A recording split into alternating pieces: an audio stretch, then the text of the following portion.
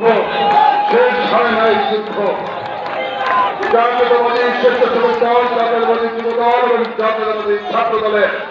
চট্টগ্রাম এবং কুমিল্লা বিভাগের সমন্বয়ে আজকের এই তরুণদের রাজনৈতিক অধিকার প্রতিষ্ঠার সমাবেশে পরিচ্ছন্ন রাজনীতিবিদ নন্দিত জননেতা জনাব মির্জা ফখরুল ইসলাম আলমগীর আজকের এই বিশাল তরুণ সমাবেশে আমাদের মাঝে বিশেষ অতিথি হিসেবে উপস্থিত রয়েছে বাংলাদেশ জাতীয়তাবাদী দলের জাতীয় কমিটির অন্যতম সদস্য বীর চট্টগ্রাম সম্মান সাবেক মন্ত্রী সাবেক